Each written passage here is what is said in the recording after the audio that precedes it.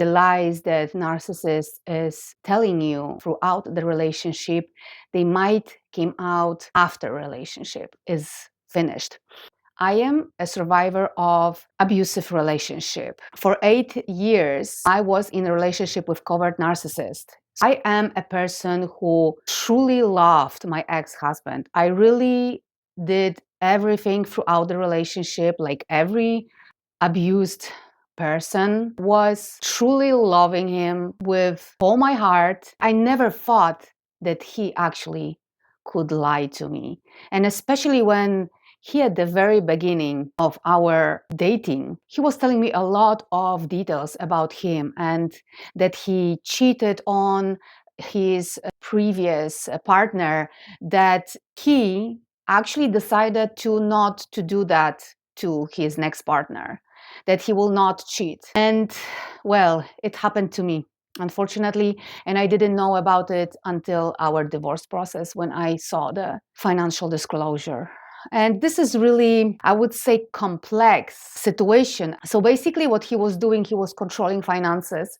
Because I moved from Poland and I left everything, I sold my business and I decided to move to Canada to start with him a family and to fit our lifestyle goal that we have, that we discussed at the very beginning of our relationship, which was to live half year in Montreal and half year in Europe, in Spain.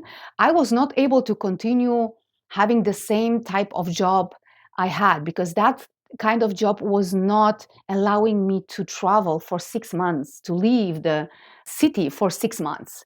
So I decided to change my career and to become a fashion designer, to be able to actually work out a way that I can work remotely. And it's not easy to be a fashion designer that is working remote. It is very difficult, but I was able at the end of our relationship to find a way how I can manage that kind of job and start to earn money. Coming back to our relationship, I discovered that the same what happened to his previous partner, the same happened to me. He was hiding, meeting with other women, whatever it was, escorts or women. I discovered that he was actually going out while I was in Poland. And I was really anxious at that point. I was actually deeply feeling that he is unfaithful to me. That's why I was so anxious, because I am very intuitive person and I can feel the energy.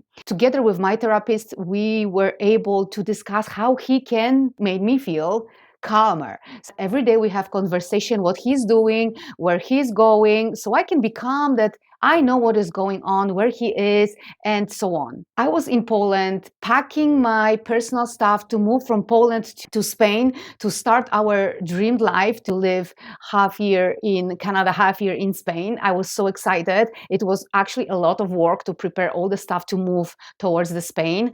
And we had conversations, like that he is working a lot, that he is actually not going out, and so on. And obviously, when we split during the divorce process, I was able to look at his financial statements and I saw a huge surprise. Every weekend he was out, and because we were in different time zone, I was not calling, I was not having conversation during the night in Montreal. I remember when I noticed that he was doing the same to me as he was doing to the previous partner, that was like a rug pulled from under my feet, because I was nothing more than full of love towards him. And that broke my heart for another time, because I had so many broken hearts because of him, so many betrayals, and not small betrayals, but big betrayals, that this one was like a cherry on the top. Like a cherry on the top. And the funny story was, at the end of our relationship, I actually asked him, "Did you cheat on me?" And he said no. And I asked him, "Do you talk to anyone? Do you look for women on internet?" And he said, "No, I swear on life of my mother, I don't." He didn't look on the internet. He looked in the sexy bars. So other situation, what really hit me at that point is financial abuse, what he was doing. Because a couple months before my trip to Poland, it was September when I left for 3 weeks, he told me that we are in a financial crisis. We have to save money.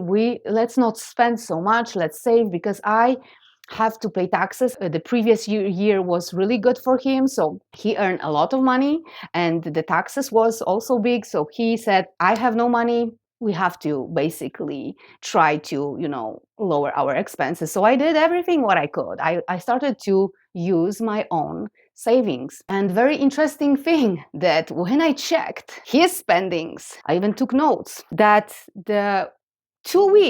during 2 weeks when I was in Poland, he spent almost $1,000 on going out. That was another thing that just confirmed how disgusting this person is. I think for me, the most difficult part was to forgive myself in this process, that I was looking at all these things that happened during the last 2 years of our relationship, like how financial manipulated I was. I think the hardest part to deal with is to forgive yourself that you didn't know. Forgive yourself that you didn't notice, that you just didn't notice, that you were so much in love that you gave your whole life, your whole heart to this person, and this person just used you, abused you, and this person never loved you. They were just using you. You were a thing for them. When you start to be useless, they will just put you in the garbage with other trash. I hope that I can help you in some way to understand how painful this situation is. And this is something what you have to forgive yourself. Try to move on. Every day is a new day, and every day is a chance to break free from trauma that you have. You are strong and you will get on the other side. And just believe, just trust that you will get out of the situation. Keep shining your light, and see you in the next message. Bye for now.